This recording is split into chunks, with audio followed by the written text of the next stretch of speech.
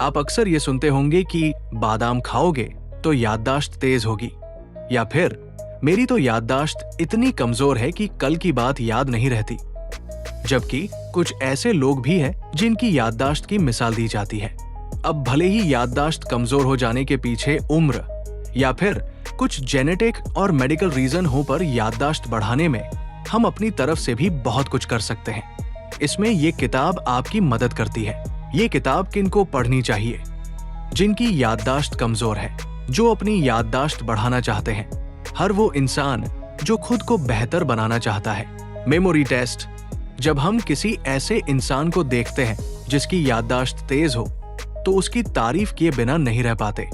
कुछ लोग तो सालों पुरानी बातें, इतिहास की तारीखें और फोन नंबर बिल्कुल इस तरह याद रखते हैं जैसे किसी मशीन में डेटा फीड किया हो।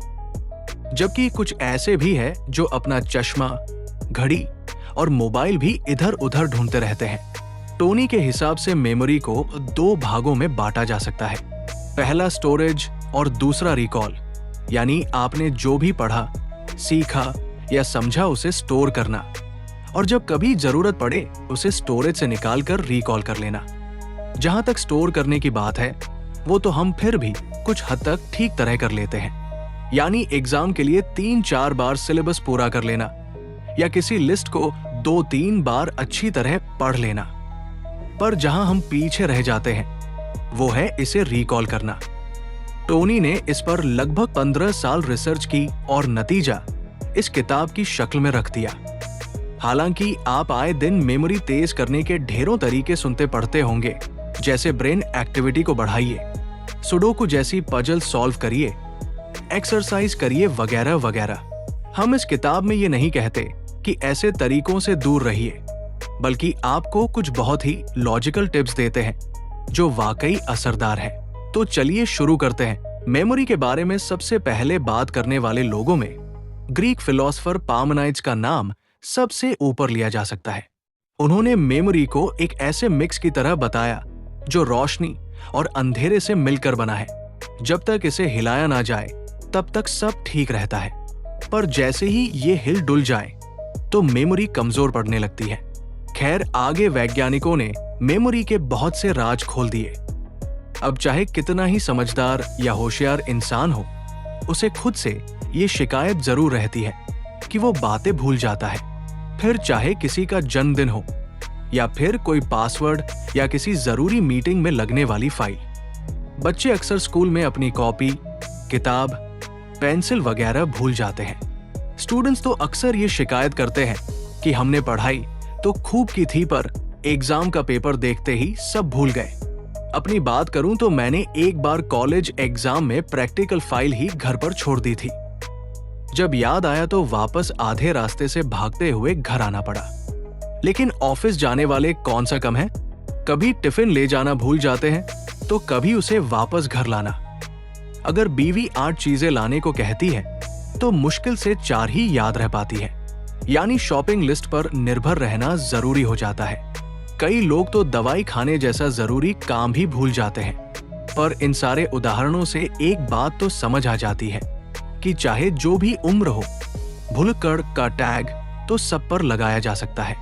यानी याददाश्त कम होने का कनेक्शन सिर्फ और सिर्फ बढ़ती उम्र से ही नहीं है। मजे की बात यह है कि चाहे हम याददाश्त के मामले में खुद से कितना ही नाखुश होले, पर सच तो ये है कि हमारी याददाश्त इतनी भी बुरी नहीं है जितना हम सोचते हैं। चलिए मेमोरी टेस्ट करके देखते हैं। आपको टेस्ट के लिए सिर्फ 3 मिनट तक का समय देना है। 10 रैंडम चीजों की लिस्ट बना लीजिए।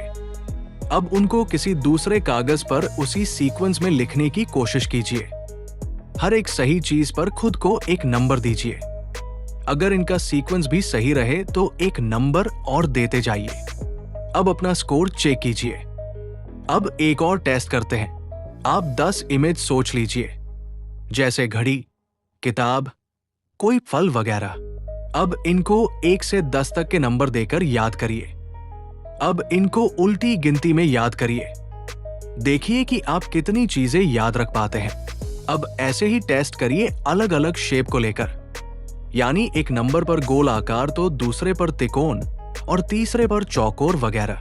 अब देखिए आपको कितनी बातें याद रहीं। अगर आपको ये लगता हो कि ये सब तो इमेज वगैरह थी पर नंबर याद रखने ज्यादा मुश्किल होते हैं, तो एक टेस्ट और कर लीजिए। कोई भी 10 नंबर सोच लीजिए, जैसे 9,42,781 वगैरह।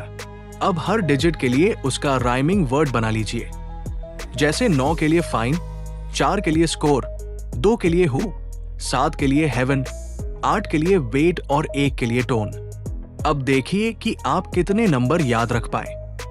आपको ये देखकर हैरानी जरूर होगी कि आपकी याददाश्त इतनी भी कमजोर नहीं जितना आपने सोचा था।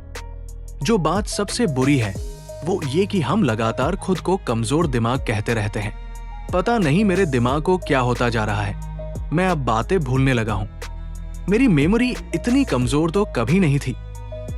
इस तरह आप अपने दिमाग को जाने अनजाने ये संदेश भेजने लगते हैं कि आप सचमुच भूलने लगे हैं, और ये हरकत अक्सर हम बड़े ही करते हैं। बच्चों को इस बात की कोई परवाह नहीं रहती कि वो कितनी चीजें भूल रहे हैं। इस वजह से वो हमेशा मस्त रहते हैं।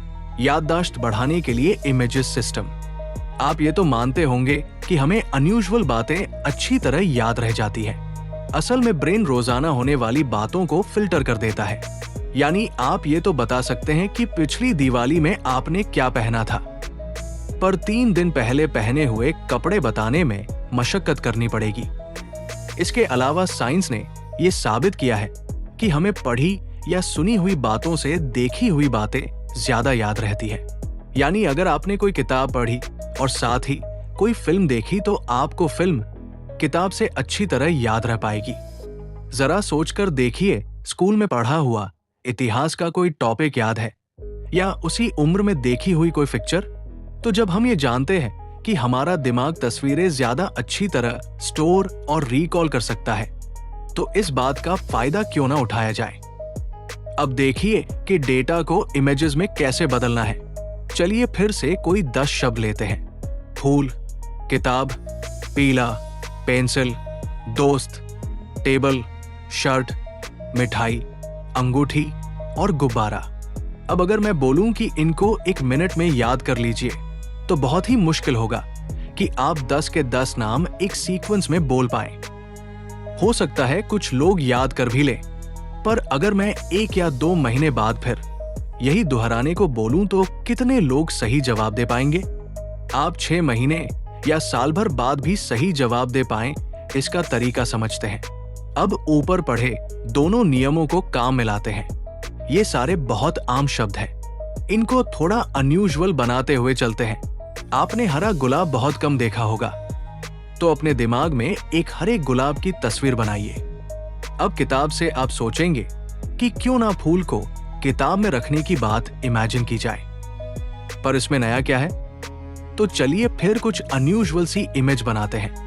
आपने उस हरे गुलाब की डंडी को पीले रंग की स्याही में डुबोकर किताब पर अपना नाम लिख दिया। स्याही का रंग भी अनोखा है, जो आप कभी नहीं भूलने वाले। अब देखिए अगले शब्दों को कैसे इमेजिनेशन की मदद से अनयूजुअल बनाना है। आपने ये किताब उठाई और आंगन में आकर एक पेंसिल की मदद से किताब के अंदर ड्रैगन बनाने लगे। पर आप ये काम शार्प एज से नहीं बल्कि ब्लंट एज से कर रहे हैं। इतने में आपका दोस्त उड़ने वाले टेबल पर बैठकर और अखबार की बनी शर्ट पहन कर आता है और इस किताब को बंद कर देता है। वो कहता है, चलो कुछ मजेदार चीज दिखाता हूं। उसने किताब के ऊपर मिठाई का डब्बा रखा, जहां आपने उसकी कलाई में धागे से बंधी एक अंगूठी देखी। अब जैसे ही दोस्त ने मिठाई का डिब्बा खोला, उसमें से गुब्बारे उड़ने लगे।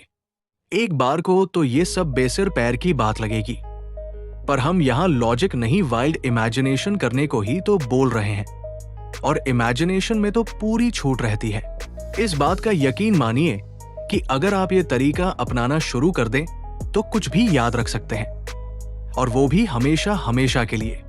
याददाश्त बढ़ाने के लिए Roman room system. Memory test से आपका जो भी स्कोर आया उसे आप और बढ़ा सकते हैं। इसके लिए एक तरीका है जिसे रोमन रूम सिस्टम कहा जाता है। इसके लिए एक रोमन सोल्जर का उदाहरण लेते हैं। मान लीजिए उसे 6 काम करने हैं। पहला, जूते खरीदना। दूसरा, अपनी बंदूक साफ करना। तीसरा, अपने नौकर से कहकर अपनी वर्दी प्रेस करवाना। चौथा, अपने बच्चे का होमवर्क देखना। बाकी 2 काम हैं, अपने सीनियर को फैक्स भेजना और अपने घर का टैक्स भरना। अब इन कामों को याद रखने के लिए वो क्या कर सकता है?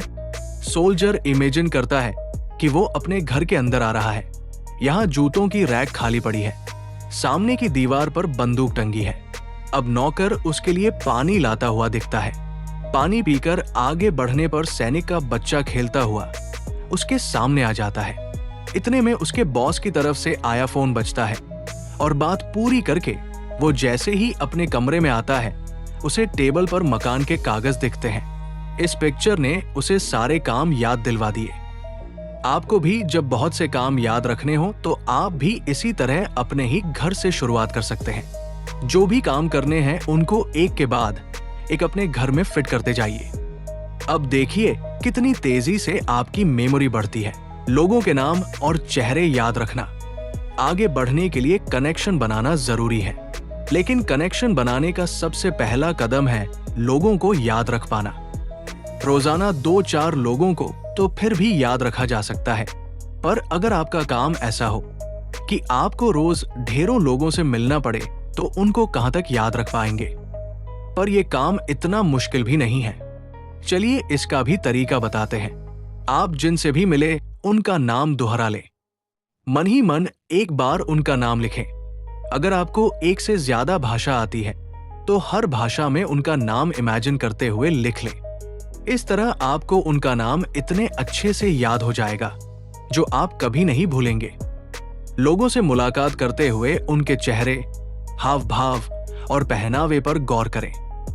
उनसे उनकी हॉबी पूछें। इस तरह आपको हर इंसान की कोई ना कोई खासियत पता चल जाएगी। इस तरह उनका चेहरा याद रखना आसान हो जाएगा।